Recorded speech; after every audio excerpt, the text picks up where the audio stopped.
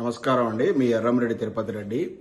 నిన్న మన సీఎం రేవంత్ రెడ్డి గారి ప్రసంగం తర్వాత తక్షణం కూడా తెలంగాణలో ఉన్నటువంటి విద్యార్థులు, మేధావులు, ఎన్ఆర్ఐలు అందరూ కూడా జనాన్ని జాగృతం చేయాల్సినటువంటి అత్యవసర పరిస్థితి ఏర్పడింది.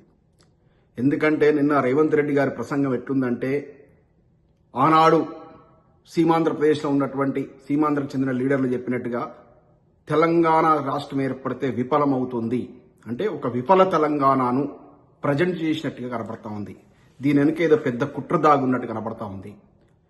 తెలంగాణ ముఖ్యమంత్రి అయి ఉండి అంటే తెలంగాణకు గాడ్ ఫాదర్ నౌ ఇప్పుడున్న పొజిషన్లో ఆయన ఉన్న పొజిషన్ బట్టి తెలంగాణకు ఒక కేర్ టేకర్ అయి ఉండి తెలంగాణ మొత్తం అప్పుల పాలైపోయింది.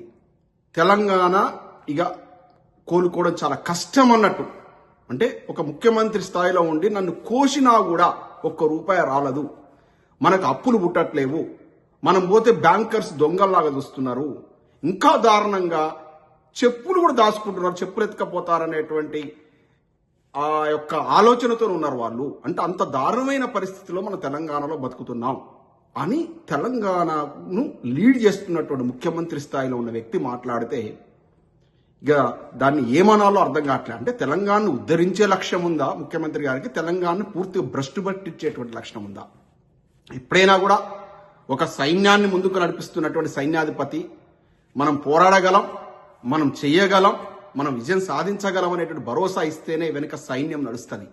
కానీ ఆ సైన్యాధిపతే పారిపోయింది అనుకోండి, మొత్తం వెనుకున్నటువంటి సైన్యం అంతా కూడా వాళ్ళ కాన్ఫిడెన్స్ దెబ్బతిని మొత్తం చెల్లా చెదరినటువంటి పరిస్థితులు ఏర్పడతాయి. ఇది చరిత్రలో మనం చదువుకున్నాం. అనేక యుద్ధాలలో, అనేక పోరాటాల లోపల ఏం జరిగిందనేటువంటి విషయాన్ని తెలుసుకున్నాం. ఇవాళ ముఖ్యమంత్రి స్థాయిలో ఉన్నటువంటి వ్యక్తి తెలంగాణ యొక్క ప్రజల మనోధైర్యాన్ని దెబ్బతీసే విధంగా మాట్లాడారు. తెలంగాణ ప్రజల యొక్క కాన్ఫిడెన్స్ దెబ్బతీసేలాగా మాట్లాడారు. తెలంగాణ ప్రజలు పూర్తిగా నైరాశ్యంలోకి నెట్టివేటటువంటి పరిస్థితి ఏర్పడింది ఆయన మాటల్లో.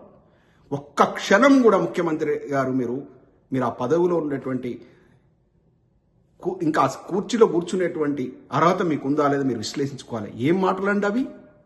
తెలంగాణ 2014లో ఏర్పడ్డప్పుడు పుట్టడి కష్టాల్లో ఉండే. అఫ్కోర్స్ 17,000 కోట్ల మిగులు బడ్జెట్ ఉన్నటువంటి రాష్ట్రమే. కానీ ఎన్ని కష్టాలుండే, కరెంటు కష్టాలు, సాగునీటి కష్టాలు, అనేక రకాల అంటే ఆఫీసర్లు లేనటువంటి పరిస్థితి. అంటే పూర్తిగా విభజన జరగాలి ఆంధ్రప్రదేశ్కు తెలంగాణకు మధ్య. అంటే ఐపీఎస్ ఆఫీసర్ లేని పరిస్థితి. అటువంటి గడ్డు పరిస్థితి నుంచి గత 10 ఏళ్లలో కేసీఆర్ గారి పరిపాలనలో అభివృద్ధి పదవుల తెలంగాణ ఉరకలెత్తింది. సమృద్ధిగా సాగునీటి వనరులు పెంపొందించిండు, తాగునీరు ఇచ్చిండు, 24 గంటల కరెంటు విద్యుత్ ఇచ్చిండు, 33 మెడికల్ కాలేజ్ ఏర్పాటు చేసిండు, 1000 గురుకులాలు ఏర్పాటు చేసిండు. ఒకటా రెండా? ఆంజనేయ స్వామి గుడి ఉండని ఊరేదన్నా ఉండొచ్చు, కానీ కేసీఆర్ యొక్క సంక్షేమ పథకం అందనటువంటి ఒక ఇల్లు లేదంటే అతిశయోక్తి కాదు. అంటే ప్రతి ఇంటికి కేసీఆర్ గారు తన అభివృద్ధి చేసినటువంటి అభివృద్ధి నుంచి వచ్చినటువంటి ఆదాయాన్ని నుంచి సంక్షేమ పదాలు అందించినటువంటిది. ఇంకా తను ప్రామిస్ చేయనటువంటివి కూడా దళిత బంధు లాంటి స్కీములు తీసుకొచ్చి దళితోద్ధరణ కార్యక్రమాన్ని తీసుకున్నటువంటి ఉదంతాన్ని మనం చూసాం. ప్రపంచంలోనే ఎక్కడ లేనటువంటి రైతుకు డైరెక్ట్గా ఈవెన్ ఇప్పుడు అభివృద్ధి చెందిన దేశం అమెరికాలో కూడా ఇవ్వరు. అభివృద్ధి చెందినటువంటి దేశంలో లేనటువంటి పరిస్థితి కూడా రైతుకు డైరెక్ట్గా బ్యాంక్ అకౌంట్లో పెట్టుబడి సాయం అందించినటువంటి ఘనత తెలంగాణ రాష్ట్రానికి అందించింది. ఎన్ని సంక్షేమ పథకాలు చేసి అంటే ఎక్కడికి పోయినా కళ్ళకు కనపడతా ఉంటాయి. కేసీఆర్ గారు చేసిన పనులు కనపడతా ఉంటాయి. హైదరాబాద్లో బయటకు వెళ్తే సెక్రటేరియట్ కనపడుతుంది, జిల్లా హెడ్ క్వార్టర్లో పోతే కలెక్టరేట్ సముదాయాలు కనపడతాయి, రోడ్లు, పచ్చదనం, సాగునీరు, తాగునీరు, కాళేశ్వరం ప్రాజెక్టు, మెడికల్ కాలేజీలు ఒక్కటా రెండా అన్ని కనపడతాయి. మీరు గత 15 నెలల నుంచి వచ్చినాక సుమారు 1,50,000 కోట్ల అప్పులు పట్టుకొచ్చారు. ఒక్కటి మీరు చేసిన మంచి పని చెప్పండి. పరికిమాలో ఫ్రీ బస్సు పథకం, అది ఎంతవరకు సక్సెస్ అయిందో మీకే వదిలేస్తున్నా. అరకొర రుణమాఫీ పథకం, ఇక రైతు బంధు అనేది 10,000 15,000 ఇస్తానన్నది అది ఎవరికి సమృద్ధికి ఇచ్చినటువంటి పూర్తిగా స్థాయిలో ఇచ్చినటువంటిది లేనే లేదు. ఇంత చండాలమైన పరిపాలన. ఒక్క కట్టడం కట్టారా 1,50,000 కోట్ల అప్పులు తీసుకొచ్చి మళ్ళీ ఇవాళ చేతులు ఎత్తేసే పరిస్థితి. మేము ఇవాళ నడపలేమనే పరిస్థితి పట్టుకొచ్చారు, మనకు అప్పు పుట్టట్లేదని.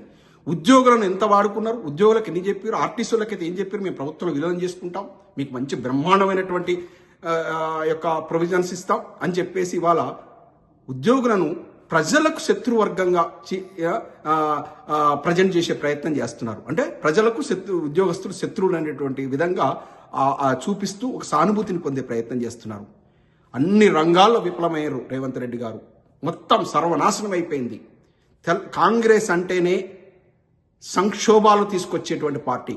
ఇలా తెలంగాణ రాష్ట్రాన్ని ఇచ్చిన జబ్బలు దరుచుకుంటున్నారు. ఆనాడు తెలంగాణ రాష్ట్రాన్ని తీసుకెళ్లి ఆంధ్రాతో కలిపి ఉమ్మడి ఆంధ్రప్రదేశ్ ఏర్పాటు చేసిన ప్రబుద్ధులు మీరు కారా?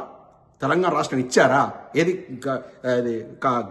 కత్తితో ఘాటు పెట్టి కట్టుకట్టినట్టు ఇప్పుడు తెలంగాణ రాష్ట్రం మీరిచ్చేది ఉన్న తెలంగాణ రాష్ట్రాన్ని తీసుకెళ్ళి కలిపిందేవాడు. పనికిమాలిన ఈ కాంగ్రెస్ విధవనాయాలు కాదా? అటువంటి పార్టీ సర్వనాశనం చేసింది. ఇలా భారతదేశం మొత్తం కూడా సర్వనాశనం అయిందంటే మన తెలంగాణతో పాటు రాష్ట్రం అయిందంటే కాంగ్రెస్ పార్టీ వల్ల. 15 నెలలు చూడట్లేవా? ఏం చేశారు 15 నెలల్లో? సర్వనాశనం చేస్తారు. అప్పు ఎందుకు పడుతుందండి? మనం బ్యాంకు పోతాం, ఏం చేస్తాడు? మనకు వచ్చే ఆదాయం ఎంత అని చూస్తాడు, కట్టగలడా లేదా అని చూస్తాడు. ఆ ఆదాయాన్ని దెబ్బతీసారు కదా.